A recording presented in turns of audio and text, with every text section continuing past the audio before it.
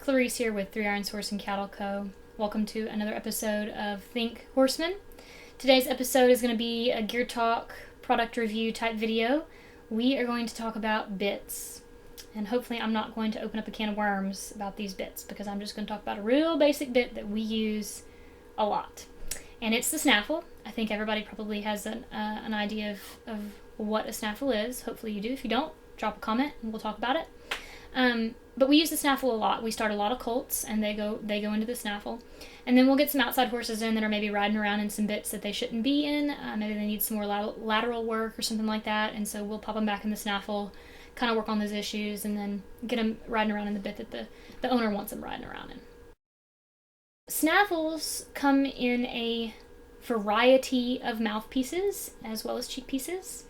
So I wanted to talk about the one that we use and why we use it and why we prefer it. Again, this is just an opinion, and where we get some of our tack and our bits and things from, and kind of a shout out to some makers and some businesses that I really like.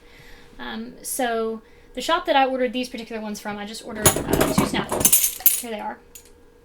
And they came from Buckaroo Business up in Montana, I think. They're quite a ways up the country from me in Texas. And Buckaroo Business, I think, is a really great shop. I have always had really good luck with them. I've ordered quite a few things from them. And the products that they carry, I think, are really quality, and their customer service is really excellent. I ordered this, and it shipped the same day. That's how it's always been on all of my orders. Their website is really easy to navigate, and you can call them and talk to them if you have a question about a product. So I think they're a really great business. And again, I'm going to link all of these things that I talk about in the post description, or if you're on YouTube, the comments or the description on YouTube. So you'll have the links to all of these things I'm talking about. So the particular snaffle that I ordered, or that I like, is the Jeremiah Watt production. And this is their egg butt. This is his egg butt snaffle. It's a 5-inch mouthpiece. This is a stainless one. It's got some copper inlay inside the mouth. And it's a good bit. It's got a really good feel. It's weighty. It's not too heavy, but it's not real light. And so I like kind of a heavier bit, a heavier snaffle at least. It's an egg butt because of this joint right here. You can see that it's different than like an O-ring or something like that, a loose O-ring. And so it doesn't have a lot of play this way, so there's not going to be like a pinching action on that joint. You can shove your finger right up against it, and you can do this, and it's not going to pinch your finger. But it's got nice, loose hinge right here. So I really, really like these snaffles. I think they're really good quality, and they last a long time. Buckaroo Business carries these stainless ones. They also have a blued snaffle, so it's not stainless, it will rust. And what I found is they're a really good bit. I mean, they're the same bit, but they the blued ones will rust, and they'll start to rust here on this joint.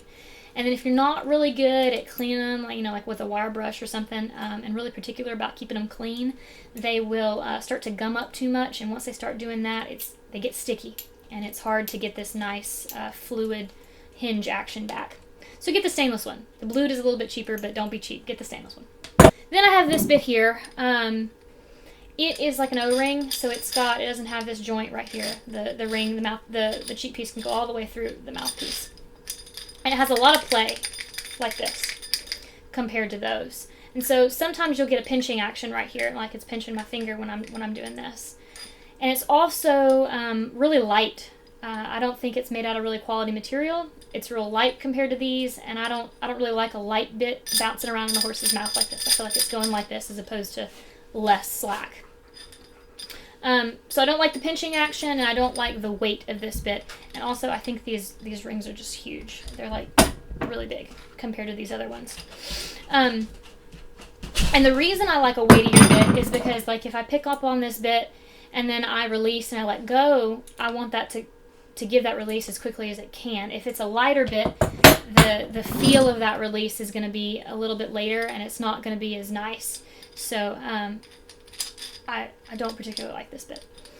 But not saying it's not a bad bit. So there's all kinds of different snaffles, within the snaffle umbrella. This is a smooth, and mainly the difference is the mouthpieces. There's a lot of different kinds of mouthpieces, and these are just smooth mouthpieces. There's also, you get your twisted wires or your real pencil thin ones. We avoid those just because we want more surface area in the mouth. And then if you get like a twisted wire, a bit's going to sit on the horse's tongue or, their lower jaw like this. And if you get a twisted wire and you take a hold of a horse like this, or if somebody has bad hands and they're pulling on them a lot or doing any kind of sawing motion a lot, it's going to make that tongue really raw. So we don't use those twisted wires a lot. And then if you get a real pencil thin mouthpiece, this is where the mouthpiece is going to contact the corner of the lip right here. And the more surface area you have, the nicer it's going to be if you have to take a hold of that horse kind of firm. But if it's a thin, you're going to have more of a ripping or a tearing kind of action to the corners of the lip.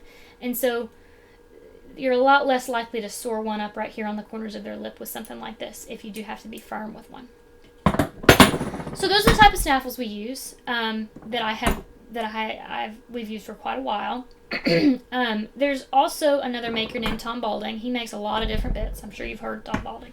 He has a ball hinge snaffle, I believe is what it's called.